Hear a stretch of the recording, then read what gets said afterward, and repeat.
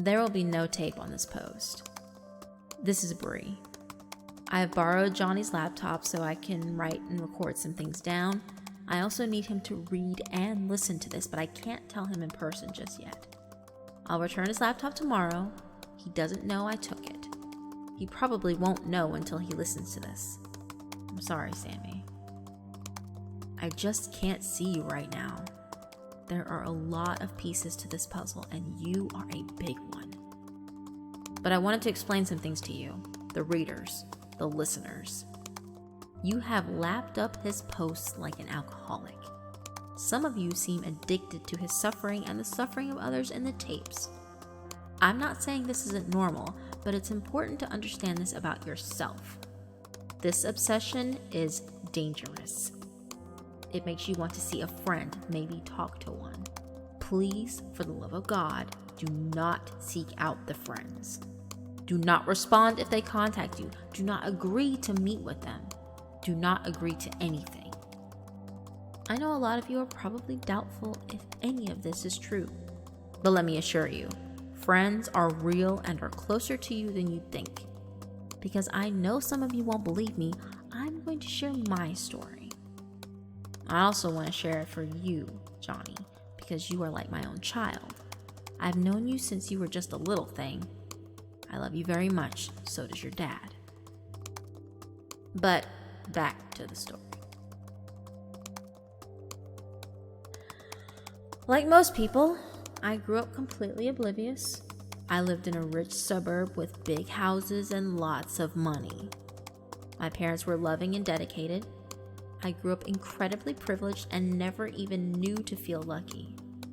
Most people would kill for a life like mine. But all that changed on my 15th birthday. I don't know if there's some significance to the age 15 or if it was just coincidence, but things were incredibly different.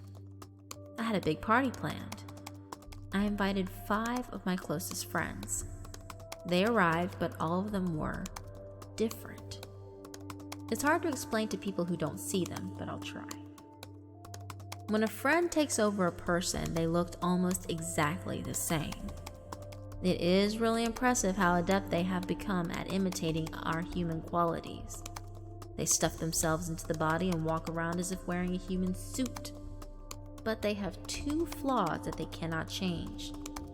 The first, which you heard about, is that they cannot eat. I discovered this when they tried to have me hospitalized.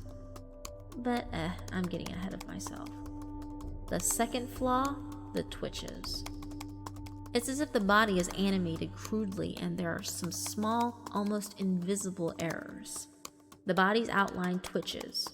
It's sort of like erratic breathing. That's the friend adjusting to the body. They twitch and flail like wearing an itchy sweater. On my birthdays, all of my friends looked like this. At first, I didn't understand. I just knew something was wrong. I refused to interact with them and shut myself in my room until they left. My parents begged me to come out, but I wouldn't. My friends left, but I stayed in my room. My mother tried to talk with me through the door. My father said I was delusional. They threatened to call the police. I finally relented. They took me to a doctor who had the same twitchy outline. I wouldn't speak to her. She told me I was crazy. She said I had an eating disorder, which is completely false. I started to distrust everyone. I saw so many people with the twitchy outline, it was overwhelming. But what changed my life is when I saw my parents had changed too. I couldn't handle it. The 2 people closest to me, the people who were supposed to love and protect me, it was horrible. I didn't know they were called friends back then, so I called them copies. I didn't know why they were there or what they wanted, but I knew it wasn't good. I snuck out that night with just a backpack full of clothes and some food, and that's how I lived for a long time. I was a street person.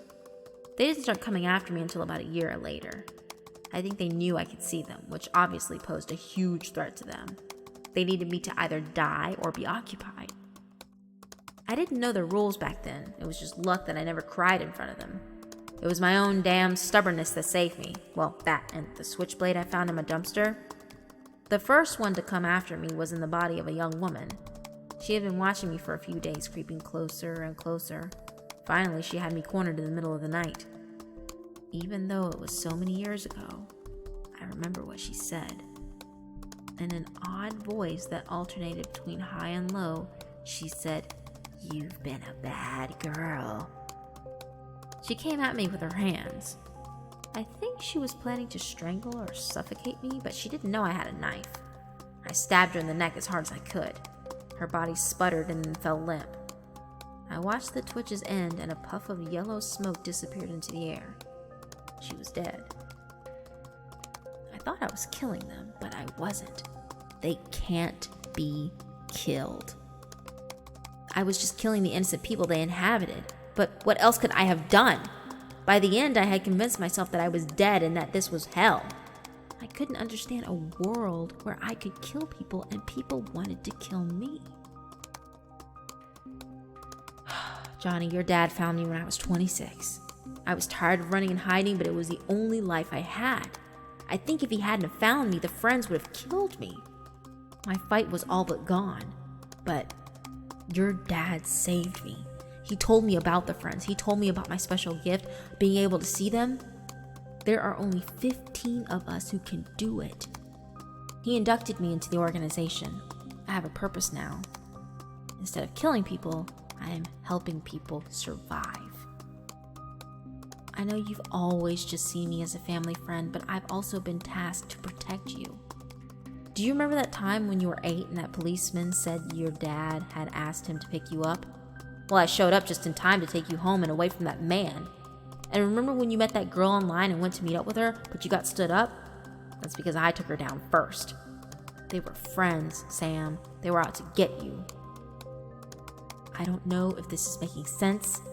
I've never been good at writing or talking or whatever. But please believe me, your dad is a good man. He may have lied to you, but it was for your own good. We knew that this might happen someday, but we didn't expect it so soon. I have to go. One of them is watching me. It's so weird when they are in children. It makes me doubt myself. But I know that little girl is one of them. She isn't touching the bagel in front of her. I'll have to take care of her now. But I promise to return Samson's laptop tomorrow. I hope he reads this and listens to it. I hope you all read this and listen to it. That this is not just a story. It's a battle. And right now, we're losing.